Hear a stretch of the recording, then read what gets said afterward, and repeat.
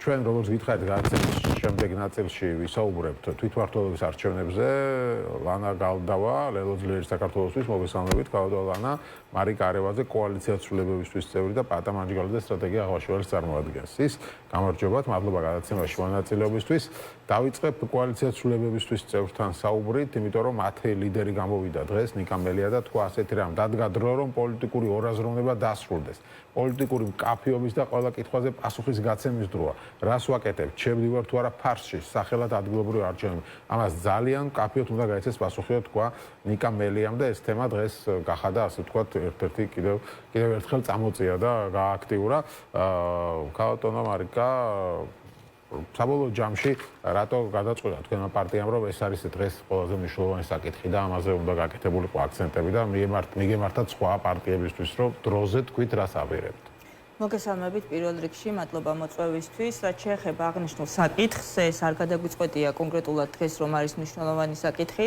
ეს ჩვენ დიდი ხანია ნათქვამი გვაქვს და ჩვენ აბსოლუტურად ამ მთელ ამ პროცესში დაწყებული წინასაარჩევნო კამპანიიდან გაგრძელებული გაყალბებული არჩევნებით და შემდგომი პროცესებით რაც მოდის, ვართ თანმიმდევრულები და ვართ მკაფიოები, ჩვენ ვაჩვენებთ თანმიმდევრულ ნაბიჯებს, არ თანამშრომლობის და სხვა ისევე როგორც სხვა ოპოზიციურ გამარჯვებულ პროდასავლურ პარტიებთან ერთად ამ არ თანამშრომლობამ გამოიწვია ლეგიტიმაციის საკითხი, რომელიც დღეს ასე მწვავედ აწუხებს ქართულ ოცნებას ივანიშვილის რეჟიმს, იმიტომ რომ სწორედ ჩვენი თანმიმდევრული ნაბიჯებით ის, რომელიც არის რომ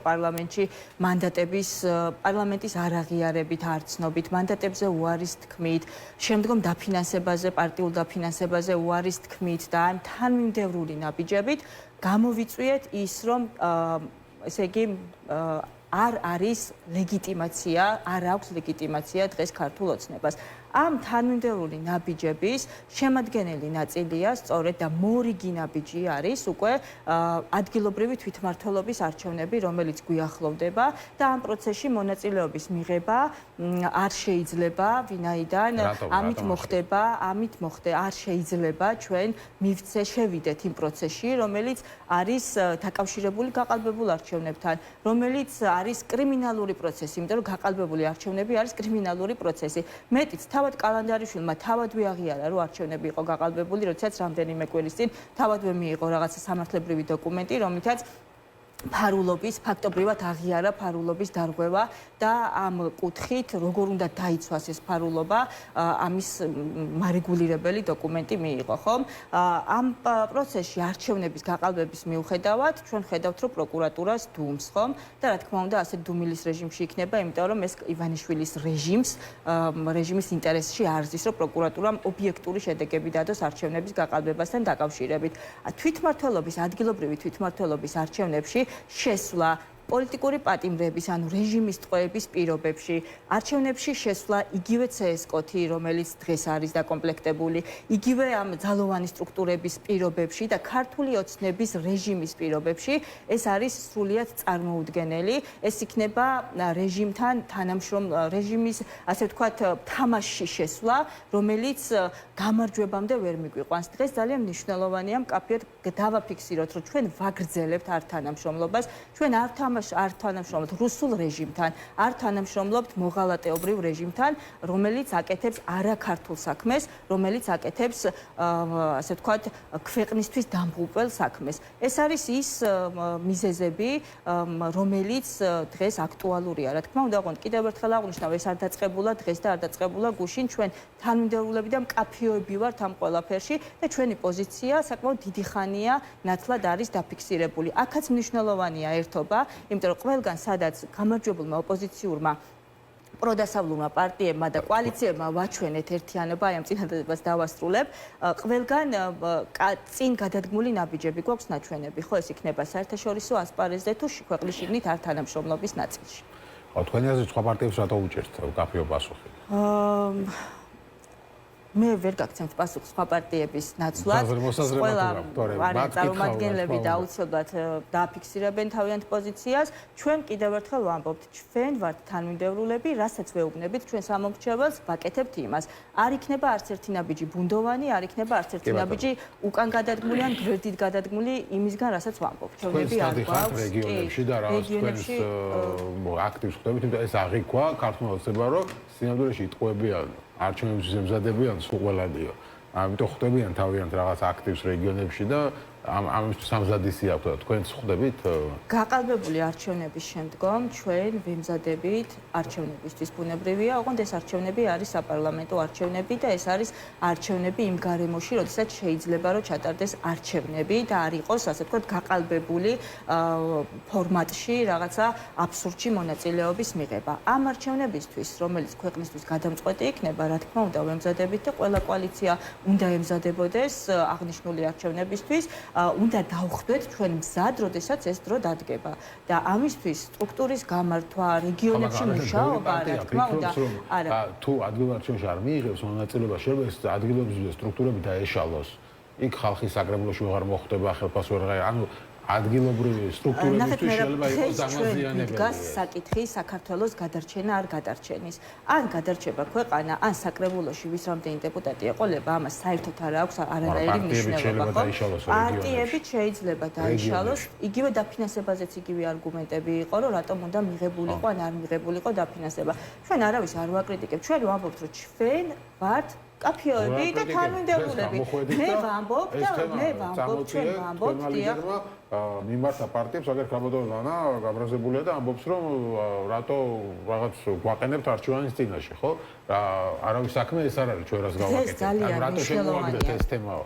დღეს ეს თემა არ დაწყებულა დღეს მე რა ხო დამეთანხმებით ეს თემა ძალიან დიდი ხანია მუსირებს ადგილობრივ არჩევნებში მონაწილეობა იქნება თუ არა მიღებული ოპოზიციური პროდასავლური პარტიების მხრიდან ხო და კოალიციების მხრიდან ეს არის მნიშვნელოვანი და აქ საზოგადოებას უნდა კონდეს მკაფიობა იმიტომ რომ არ გაძლიერდეს ივანიშვილის რუსული რეჟიმი ჩვენ ყოველდღიურ რეჟიმში რას ვხედავთ რეპრესიებს ვხედავთ ხო ძლიერდება რეპრესიები საკანონმდებლო დონეზე თუ ფიზიკურ დონეზე ასე ვთქვათ. აი დღესაც მე მაგალითად სანამ თქვენ გადაცემაში მოვდივარ სასამართლოდან, სადაც ნიკა გვარამიას ჩვენი კოალიციის ერთ-ერთი ლიდერის წინა სასამართლო პროცესი მიმდინარეობდა სწორედ იმ არარსებული პარლამენტის, არალეგიტიმური პარლამენტის ბიძინა ივანიშვილის ხალხი რო შეიკრიბა იქ ოცნების დელეგატები და ამბობენ რომ ქვია პარლამენტი, ხო?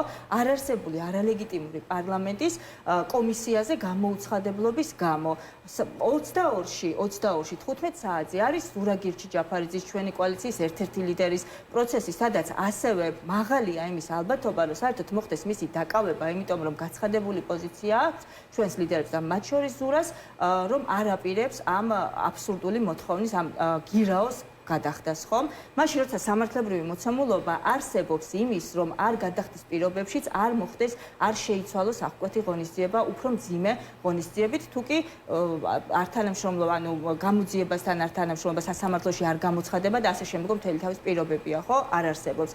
27-ში არის ნიკა მელიას პროცესი. ანუ ჩვენი გაცხადებული პოზიცია არის ის, რომ არ ვეთანამშრომლებით რეჟიმს არ ვეთანამშრომლებთ რუსულ რეჟიმს და მოღალატეობრივ კომისიას, რომელიც შეკრიბეს სადღაც პარლამენტის შენობაში. სხვებს რატო აძალებთო ამაზე არის საუბარი? ჩვენ ვამბობთ იმას, რასაც ვაკეთებთ ჩვენ და რაც მიგვაჩნია, რომ არის სწორი. კიდევ ერთხელ განვარტავ, ბუნდოვანება არის ის, რაც უნდა ოცნებას, კაფეობა არის ის, რაც ჭირდება გამარჯვებას. ჩვენ ვართ კაფეოები, ჩვენ გვაქვს ჩვენი პოზიცია. ხა იურისტებისგან რა როგორ უნდა ითქვას, ამას მე ვერ მივხვდი ხალბატონი ლანა ვიზე ამბობს და ვის გულისხმობს. თუ დამიკონკრეტებს, შეიძლება პასუხიც გავცე. დღესდღეობით, რაც ყველაზე მეტად აწუხებს ივანიშვილის რეჟიმს, ეს არის ლეგიტიმაციის არქონა. ადგილობრივი თვითმმართველობის არჩევნებში შესვლა მათთვის, მათი მხრიდან ალბათ დანახულია როგორც გეგმა თუ როგორ მიიღონ ლეგიტიმაცია, ხომ? არჩევნებში დაფიქსირება, რომ ამ ვითარებაში, ამ მოცემულობაში, როდესაც გვყავს პოლიტიკური პატიმრები, როდესაც არჩევნების არ გაგვაჩნია საერთოდ, ხომ? რომ ამ საარჩევნო კომისიის პირობებში არჩევნებში არ მოხდება შესვლა. ეს არის მკაფიო პოზიცია. რა უნდა შეიცვალოს იმისთვის, რომ მონაწილეობა მიიღოს, ამაზე საუბარი შეეძლო ქალბატონ ლანას, თუმცა ამან ბევრი ისაუბრა სხვა კოალიციების რაღაც დილეტანტიზმზე, ასე შემდგომ და ასე შემდგომ, რაზეც მე უბრალოდ თავს არ მივცემ უფლებას, რომ ამ ყველაფერზე პასუხი გავცე, არა ვართ ამ რეჟიმში და საერთოდ მე პირადადაც და კოალიციურადაც ჩვენი კოალიცია მომხრევართ, რომ რა შეიძლება შეიცვალოთ 4 ჩამონათვალი თქვენ პირველად დაარღვიეთ ჩემთან ჩემს სიტყვაში რო ჩაიჭერით და ჩამონათვალი რაც მე ვთქვი 4 მაგალითად წინაპირობა ეს ვერ გაიგეთ ამ მოცემულობაში როდესაც ეს ყველაფერი ცვლილება არ არის განხორციელებული თქვენ მიგაჩნიათ რომ არჩევნებში შესვლა შეძლაზე შეიძლება იყოს რაიმე პოზიცია გარდა იმისა რომ არ თანამშრომლობა უნდა გაგრძელდეს გასაგებია თქვენი პოზიცია საუბარი ამ საკითხზე მიზან შეწონილი და მე რა თქმა უნდა არასოდეს არ მივცევ თავს უფლებას სხვა კოალიციას მოვახმიოთ ჩემი პარტიული დღის წესრიგი. მესმის რომ ეს შეიძლება იყოს თქვენი კოალიციის სტრატეგიის სამოქმედოს ნაწილი, მაგრამ ისაუბრეთ საკუთარ დღის წესრიგზე და ნუ ისაუბრებთ სხვა პარტიებმა რა გააკეთონ. ეხლა ლელო ძლიერი საქართველოს ხო მუდამ საკუთარ დღის წესრიგზე საუბრობ. როდესმე გინახავთ რომ გამოვსულიყავით და ჩვენ გვესაუბრათ თქვენ პოლიტიკურ სტრატეგიებზე, არასოდეს ამას არ ვუძებთ. ჩვენი სამოქმედო გეგმები გვაქვს და ჩვენ საუბრობთ ჩვენს დღის წესრიგზე, არამედ ვახორციელებთ და ვდგავთ კონკრეტულ ნაბიჯებს, იმ ნაბიჯებს, რომელმაც მიგვიყვანა იმ შედეგებამდე, ისი თანამონაწილე ჩვენ ვართ. ბატონ მერაბსაც წარმატებებს და ჩვენი მიზანი არის ის, რომ ორხმაში ვისაუბროთ და არ მოგცეთ იმის საშუალება, რომ დავასრულოთ კონკრეტული პოზიციები, მიუხედავად იმისა, ეს თქვენ მოგწონთ თუ არ მოგწონთ, ძალიან არასწორია, თუმცა ორხმაში საუბარი ძალიან შესაძლებელია და გაგრძელება. ხო, მტრად რატო არ ვიყავ? ვისი მხარე ვარ? რაღაც თემასთან დაკავშირებით თქვენ განსხვავებული აზრები მაქვს. ის რომ დღეს არ თანამშრომლობა არის ძალიან მნიშვნელოვანი საუბარი. და კავშირობა და ყველა ვართ მოქალაქეები და მაშინ ჟურნალისტების მოქალაქეები არიან და რაღაც თემაზე აქვს თავიანთი აზრი ადამიანებს. ხო, ისეთ საკითხზე საუბრობთ, მტკიცებით, რომელზედაც მე ამ პოლიტიკური საბჭოს კავშირობა არის ძალიან მნიშვნელოვანი. მტკიცებით ვამბობთ იმას, რომ კავშირობა ამ პროცესში, რომელშიც დღეს ჩვენ ვიმყოფებით, არის ძალიან მნიშვნელოვანი. ამომრჩეველთან სწორი კომუნიკაცია მისთვის, რასაც ვამბობთ, იმის შესრულება არის ძალიან მნიშვნელოვანი.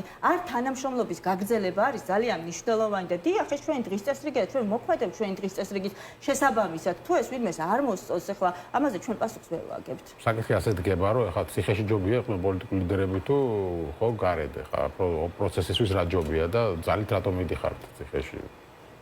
ციხეში არც პოლიტიკური ლიდერების ყოფნა ჯობია და არც მოქალაქეების, რომელიც თავისუფლებისთვის იბრძოდნენ რუსთაველის გამზირზე და დღეს აბსოლუტურად აბსურდული ბრალდებებით სხედან ციხეში ყველანი წინასწარი პატიმრობის ფარგლებში, ხომ, როგორც აღკვეთი ღონისძიების სახით აქვთ მათ შეფარდებული.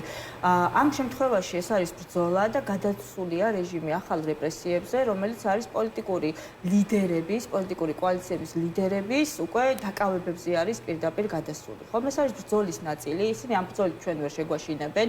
კიდევ ერთხელ ხაზს ვუსვამ, წულუკიანის არალეგიტიმური პარლამენტის რაღაცა კომისიაზე არ გამოცხადება, რომელიც თავის მხრივ სხვათა შორის თუ კი საკანონმდებლო ნაწილშიც ჩავალთ, ადმინისტრაციულ სამართალდარღვევათა კოდექსით გათვალისწინებულ ქმედებას წარმოადგენს, რომ დავუშვათ, რომ კომისია მართლა არსებობს და რომ დავუშვათ, რომ ამაზე სხვათა შორის პროკურორმა გიპასუხა სულ რამდენიმე წუთის წინ და მან თქვა იმ მომენტიდან, როცა სისხლის სამართლის კოდექსის ცვლილება შევიდა, პარლამენტის დროებითი საგამოძიებო კომისიის მოთხოვნის შეუსრულება სისხლის სამართლებრივი წესით ისჯება.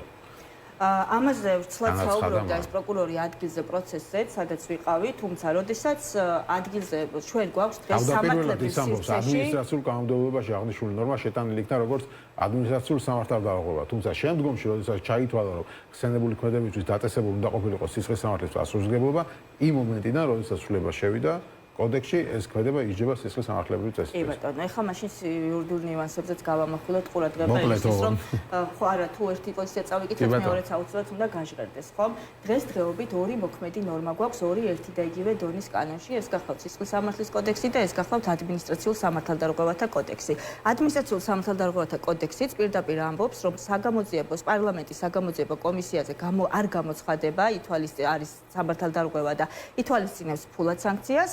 ასევე არის გათვალისწინებული სისხლის სამართლის კოდექსით. სისხლის სამართლის კოდექსში ეს მუხლი არსებობდა მანამდეც, თუმცა ადმინისტრაციული სამართალდარღვევის ერთჯერად მინიმუმ ერთჯერ გამოუცხადებლობის შემდგომ შეიძლებოდა რომ დამდგარიყო სისხლის სამართლებრივი პასუხისმგებლობა. დღეს გვაქვს ორი მოქმედი ნორმა და არა გვაქვს მითითება თუ რომელი შეიძლება ამოქმედეს კონკრეტულ შემთხვევაში. ასევე ჩვენ შევხედავთ ასე ვთქვათ სისხლის სამართალში მოქმედ პრინციპს, როდესაც არსებობს უფრო მსუბუქი ფორმა, უნდა იქნას გამოყენებული უფრო მსუბუქი ფორმა. ანუ მოცემულ შემთხვევაში ნორმათა კონკურენციის პირობებში, როდესაც სახეზე გვაქვს ერთი და იგივე ქმედება, რომელიც ადმინისტრაციულ სამართალდარღვევასაც წარმოადგენს და სისხლსაც, ადმინისტრაციულ სამართალდარღვევით უნდა მოხდეს პასუხისმგებლობა, თუ კი ასეც ექნება ადგილი. თუმცა ჩვენ არა ცვლილება 99 წლის ცვლილებებზე საუბრობს ეს კონკრეტულად პროკურატურა ამ შემთხვევაში, რომელიც ბოლო ცვლილება განხორციელდა 99 წელს, თუმცა მას შემდგომაც განხორციელდა 2010-ში ცვლილება, რომელმაც არ მოიღო ეს ნორმა და პირიქით შემფარდებელი დააზუსტა, ხო? რატო მიდიხართ აი ამ ნაბიჯზე, როცა თქვა რეპრესიებზე არ მივდივართ ჩვენ, პოლიტიკური ლიდერი. რეპრესიებზე მოდის რუსული რეჟიმი, ივანიშვილის რუსული რეჟიმი.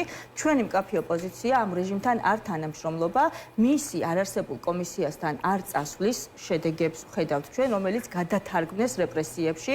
რა თქმა უნდა, პოლიტიკური ლიდერები ჯობია გარეთ და ჯობია ხალხთან ერთად ბრძოლის ველზე, თუმცა ესეც პოლიტიკური ბრძოლის ნაწილია და ამ ბრძოლით, ამ ასე ვთქვათ რეპრესიების ახალი ტალღით ვერ შეგვაშინებენ. თიანობა არის მნიშვნელოვანი კოალიციაცულებისთვის, ყველაფერს აკეთებს იმისთვის, რომ ეს ერთიანობა იქნეს შენარჩუნებული და მიღწეული პირველ რიგში. არის საკითხები, რომელთა გარშემო დღემდე გვაქვს ერთიანობა კონკრეტულ კოალიციებს, ანუ ერთიანობა ამ ბარიერგადალახულ, ასე ვთქვათ, გამარჯვებულ პროდასავლურ პარტიებს და ეს ერთიანობაზე მუშაობა აუცილებლად უნდა გაგრძელდეს, დავეთანხმები ორივე ჩემს კოლეგებს ამ ნაწილში. ასევე მინდა ბოლოს ვისარგებლო შემთხვევით და 26 მაისთან დაკავშირებით აღნიშნო, რომ ძალიან მნიშვნელოვანია ამ დღეს პოლიტიკური პარტიების, სამოქალაქო საზოგადოების, ჩვენი მოქალაქეების ერთიანობის კიდევ ერთხელ დემონსტრირება და ერთად, ასე ვთქვათ, ჩვენი პოზიციის კიდევ ერთხელ დაფიქსირება.